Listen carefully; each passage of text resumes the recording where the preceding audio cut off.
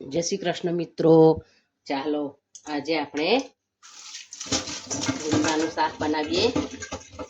આ રીતે ગુંદાને સરસ રીતે ધોઈ લેવાના છે, ગુંદાને આ રીતે છૂટા કરી લેવાના છે।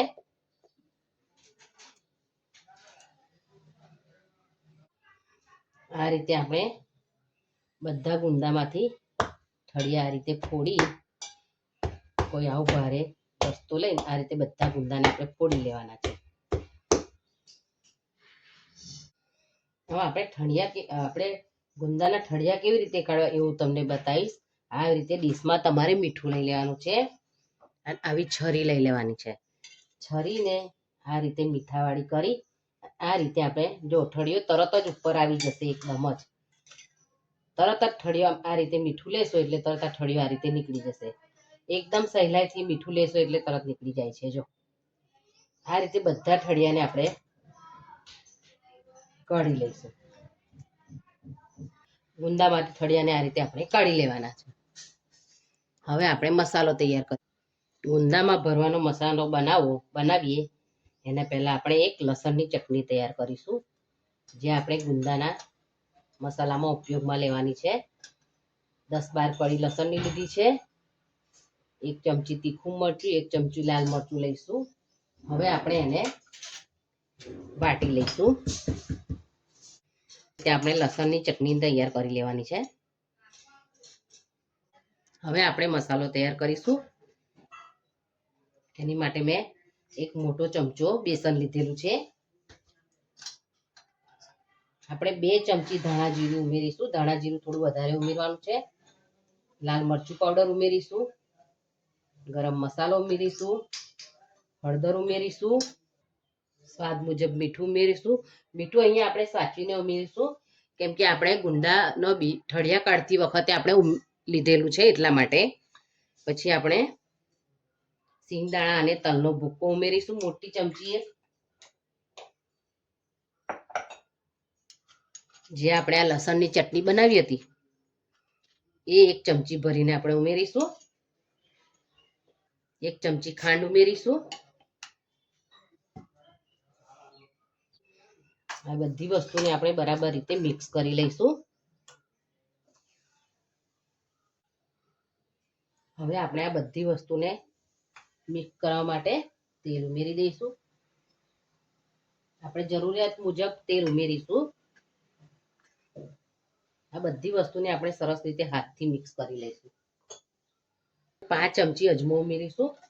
અજમાનો સ્વાદ ગુંદામાં સરસ લાગે છે અને ગુંદા પચવામાં હળવા પણ થઈ જાય છે।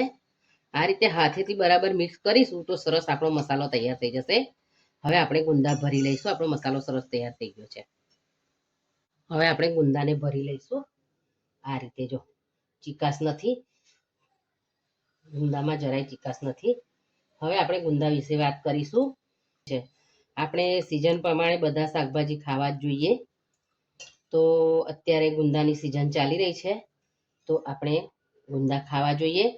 પહેલાના જમાનામાં તો મારા મમ્મી, મારા પપ્પા, મારી બા, અમે ઘરે ગુંદા ખૂબ જ બનાવતા અને બધા સરસ ખાતા। એટલે તમે પણ ગુંદા એક વખત ચોક્કસ સિઝનમાં બનાવીને ખાજો અને મને કોમેન્ટમાં લખીને જણાવજો કે તમે ગુંદાનું શાક કેવી રીતે બનાવો છો। તો આ આપણે બધા જ ગુંદાને આપણે આ રીતે ભરી લઈશું। જો તમે જોઈ શકો છો આ રીતે બધા ગુંદા સરસ રીતે ભરી લેવાના છે। ઘણા લોકો બેસનની જગ્યાએ એમાં પાપડી ગાંઠિયા છે એ પણ નાખતા હોય છે। તો તમે ચાહો તો તમારી જોડે પાપડી ગાંઠિયા હોય તો તમે એ પણ નાખી શકો છો, પણ બધાને જોડે અવેલેબલ નથી હોતા પાપડી ગાંઠિયા। આપણે બેસન તો બધાને ઘરે હોય જ, એટલે આપણે સહેલાઈથી બનાવી શકીએ। તો આ રીતે આપણે બધા ગુંદા ભરી લઈશું। આ રીતે જો સરસ, તો આ રીતે આપણે બધા ગુંદાને ભરી લેવાના છે। પછી આ આપણો જે મસાલો વધ્યો છે એને આપણે પાછળથી ઉપયોગમાં લઈશું। અને જો તમારી જોડે વધારે મસાલો હોય તો તમે એને 15 દિવસ ફ્રીજમાં સ્ટોર કરીને રાખી શકો છો અને કોઈ પણ શાકમાં એનો ઉપયોગ કરી શકો છો। હવે આપણે શાકનો વઘાર કરી લઈશું। એની માટે મેં એક કડાઈ લીધી છે, એમાં આપણે તેલ લઈશું.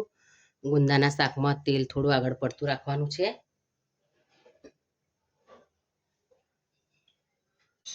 આપણે રાઈ ઉમેરી દઈશું 1 ચમચી.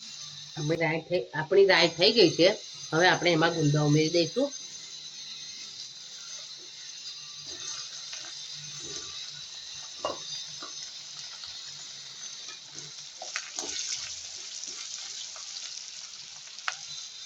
હવે ગુંદાને ઢાંકીને આપણે થવા દઈશું.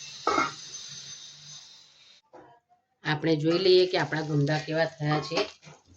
જો આ રીતે ધીમે ધીમે એને ધીમા તાપે ચડવા દેવાના છે. બહુ ગેસ ફાસ્ટ કરતી રાખવાનો, ધીમા તાપે એને ચડવા દેવાના છે. આપણો મસાલો બળી ના જાય અને ગુંદા સરસ ચડી જાય એના માટે આપણે થોડું પાણી ઉમેરીશું એમાં. આ રીતે હવે આપણે એને ચડવા દઈશું. આપણે જોઈ લઈએ આપણું શાક તૈયાર થઈ ગયું છે નહીં, થઈ ગયું છે કે નહીં. સરસ તૈયાર થઈ ગયું છે. જો સરસ ચડી ગયા છે. હવે આપણે જે બાકીનો મસાલો હતો એ થોડો ઉમેરી દઈશું એની અંદર. આપણે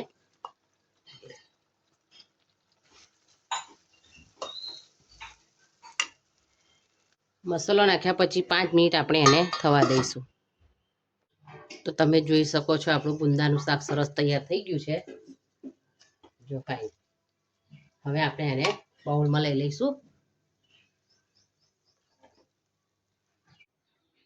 તો તૈયાર છે આપણું ભરેલા ગુંદાનું શાક. મેં અને રોટલા સાથે પીરસ્યું છે.